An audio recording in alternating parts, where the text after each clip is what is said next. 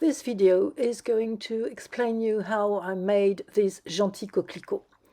So here is my first sketch. I wanted a tank, I wanted paludarium, and kind of aquarium, and I wanted gears on the right, and I wanted the tuyaux, pipes. So here is the structure. First I made, of course, a mock-up, a small one and a more sturdy one. Then I modeled all the structure in Fusion 360, and when it was printed, I put some of the pieces in my mock-up. Then every piece was sprayed with a silver paint, and that is the structure that is made. The creature was made with Fimo, and I then glued and straightened the chains with UV resin, just for the chains to be really straight. That is before putting it in the tank, and then put it in a tank and poured some resin. I wanted the paludarium to be lit from behind, so I used plastic straws to manage holes to put the lights in it, then made a rock, an island with plaster, and made some creatures and plants with Fimo, and finally poured some resin.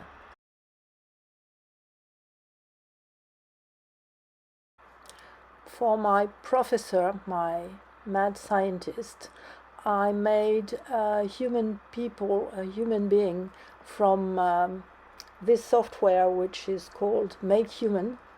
You will have the link below. I chopped her head, made her like that, made her feel like she's becoming a plant, and sealed her under the stair.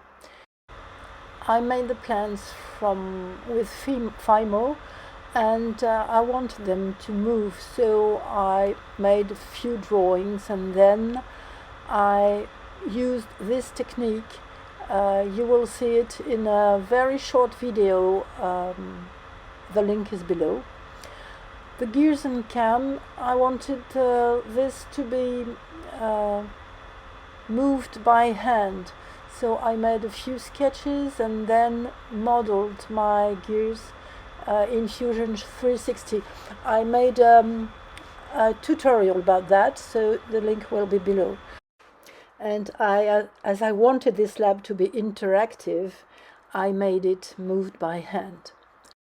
I decided to make a prison at the back of the lab with plants that are living plants, well, human plants, which are in prison. So I made this little nook. You will find a lot of tutorials on YouTube to know how to make this special effect. I made some plants with Fimo. I intricated them with the bars and used also paper and paint to make this special effect. Then I was very well helped by Tipex. So, how does it work? When the foreground light is on, you only see a mirror like that. But when you turn it off and turn on the background light, you see this never-ending corridor.